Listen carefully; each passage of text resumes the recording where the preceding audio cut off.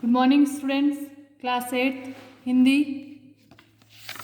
Part 2 lakh की चूड़ियाँ, page number 7। यहाँ तक हमने पढ़ा था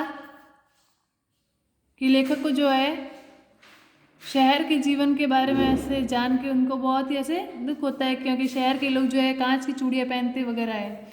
अब आगे, कभी कभी बदलू मेरी अच्छी खासी खातिर भी करता था।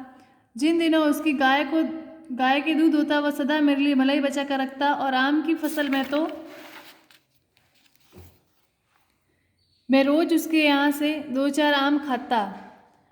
परंतु इन सब बातों के अतिरिक्त जिस कारण वह मुझे अच्छा लगता वह था कि लगभग रोज ही वह मेरे लिए 1-2 गोलियां बना देता। लेखक को जो है बदलू बहुत ही अच्छा लगता, क्योंकि वो उसकी खातिरदारी करता, उसे के आम खाने के लिए देता। जब उसकी गाय दूध देती तो उसको जो है गाय का दूध और मलाई खाने के लिए भी मिलता। उसके अलावा जिस कारण से उसे अच्छा लगता था वह है कि वह उसे 2-4 लाख की गोलियां भी बना के देता खेलने के लिए। मैं बहुधा हर गर्मी की छुट्टियों में अपने मामा के यहाँ चला जाता और 1-आध महीने वहाँ रहकर स्कूल खुलने के समय तक वापस आ जाता। लेखक जो है गर्मी की छुट्टियों में लगभग अपने मामा के गाँव ही रहते थे और स्कूल खुलने के समय वो वापस चले जाते। परंतु 2-3 बार ही मैं अपने मामा के यहाँ गया होऊंगा, तभी मेरे पिता की एक दूर के शहर में बदली हो गई और एक लंबी अवधि के तक मैं अपने मामा के गांव नहीं जा सका। लेखक 2-3 बार ही अपने मामा के यहाँ गया, लेकिन उसके बाद उनके तबली का मतलब है कि उनके पिताजी का ऐसे ट्रांसफ़र हो गया, स्थानांतरण हो गया। तो उनके पिताजी का स्थानांतरण हो गया, जिसके कारण उनको शहर बदलना पड़ा और लंबे समय तक वे जो है उसके गांव नहीं जा सके। तब लगभग 8-10 वर्षों के बाद जब मैं वहाँ गया तो इतना बड़ा हो चुका था कि लाख की गोलियों में मेरी रुचि ही नहीं रह गई थी। लगभग लेखक 8-10 वर्षों के बाद जो है वापस वहाँ गए, तो उसके बाद इतना बड़े हो गए थे कि उनकी गोलियों में रुचि नहीं रही। अतः गांव में होते हुए भी कई दिनों तक मुझे बदलू का ध्यान न आया।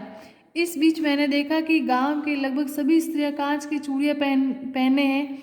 विरले ही हाथों में मैंने लाख की चूड़ियाँ देखी। तब एक दिन सहसा मुझे बदलू का ध्यान हो आया। बात यह हुई कि बरसात में मेरे मामा की छोटी लड़की आंगन में फिसलकर गिर पड़ी और उसके हाथ की कांच की चूड़ियाँ टूटकर उसकी कलाई में घुस गई और उससे खून बहने लगा। लेखक को काफ़ी समय बाद गया तो वहाँ पे उनकी रुचि क्या थी, गोलियों में ही थी। तो उसमें उनको काफ़ी टाइम तक तो जो बदलू का ध्यान नहीं आया। फिर उन्होंने देखा कि गांव की स्त्रियों के हाथ में जो है कांच की चूड़ियाँ पहने हुए, उनको एकाधिक मुश्किल से उनको जो है लाख की चूड़ियाँ पहने कोई दिखी होगी।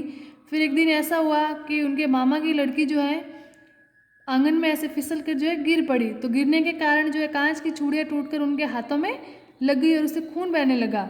मेरे मामा उस समय घर पर न थे, मुझे भी उसकी मरहम पट्टी करनी पड़ी। तभी सहसा मुझे बदलू का ध्यान हो आया और मैंने सोचा कि उससे मिलकर आऊं। तो उसके मामा घर पे नहीं थे, उस कारण लेखक को उनकी मरहम पट्टी करनी पड़ी और तभी उनको ऐसे बैठे बैठे ध्यान आया किसका, बदलू का। तो उनका मन हुआ कि मैं उससे मिल के आऊँ। अतः शाम को मैं घूमते घूमते उसके घर चला गया। बदलू वहीं चबूतरे पर नीम के नीचे खाट पर लेटा था। नमस्ते बदलू काका, मैंने कहा। लेखक जब वहाँ पहुँचा तो बदलू जो है वहीं चबूतरे पर नीम के पेड़ के नीचे उस खाट पर लेटा हुआ था जैसे वह पहले था। तो उसने बदलू को कहा, नमस्ते। नमस्ते भैया। उसने मेरी नमस्ते का उत्तर दिया और वह खाट पर बैठ गया, उठकर खाट पर बैठ गया, परंतु उसने मुझे पहचाना नहीं और देर तक मेरी ओर निहारता रहा। बदलू ने उठकर उनको नमस्ते तो बोल दिया, लेकिन लेखक इतना बड़ा हो गया था कि वह बदलू उसे पहचान नहीं पाया और काफ़ी टाइम तक उसकी तरफ देखता रहा। मैं हूँ जनार्दन काका, आपके पास से गोलियां बनवा कर ले जाता था। मैंने अपना परिचय दिया। लेखक ने बताया कि मैं वही हूँ जो आपके पास से लाख की गोलियां बना कर लेके जाता था। बदलू फिर भी चुप रहा, मानो वो अपने स्मृति पलटकर अतीत के चित्र उतार रहा हो। और तब वो एकदम बोल पड़ा, आओ आओ लल्ला, बैठो। बहुत दिन बाद गांव आए। हाँ, इधर आना नहीं हो सका काका, मैंने चारपाई पर बैठकर उत्तर दिया। तो लेखक को फिर याद आया और उसने कहा, अच्छा लल्ला आओ बैठो। काफ़ी समय बाद जो है गांव आए, तो फिर लेखक ने कहा कि हाँ काका, कि इधर आना ही नहीं हुआ। तो फिर लेखक चारपाई पे उठकर बैठ गया। कुछ देर फिर शांति रही। मैंने उधर उधर दृष्टि दौड़ाई, न तो मुझे उसकी मच्छियाँ ही नजर आई, न ही भट्टी। काफ़ी देर तक शांति बनी रही, दोनों बैठे। तो न वो लेखक बातें कर रहा था, न वो बदलू। तो फिर उधर उधर उसने देखा, तो न ही उसको उसकी वो भट्टी नजर आई और न ही वो मच्छी है जिस पर चारपाई जिस पर वो बैठा करता। आजकल काम नहीं करते काका, मैंने पूछा। लेखक ने पूछा कि आजकल काम नहीं करते हो क्या काका? नहीं लल्ला, काम तो कई साल से बंद है। मेरी बनाई हुई चूड़ियाँ कोई पूछे तब तो। गांव गांव में कांच का प्रचार हो गया।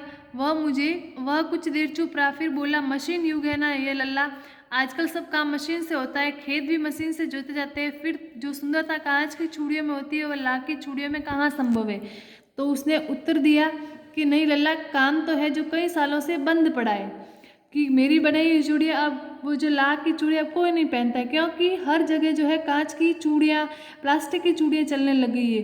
फिर वो बोला कि उसके बाद की मशीनी युग है, अब सब काम हाथों से नहीं होता है, मशीनों से होने लग गया है। तो इसके कारण जो है अब खेत भी मशीनों से जोतने लग गए हैं। पहले जो है बैल जो होते थे, बैलों को जोत के ऐसे खेत में काम करवाया जाता था, लेकिन अब तो जो है मशीनी युग है, हर काम जो है मशीनों से कम समय में हो जाता है।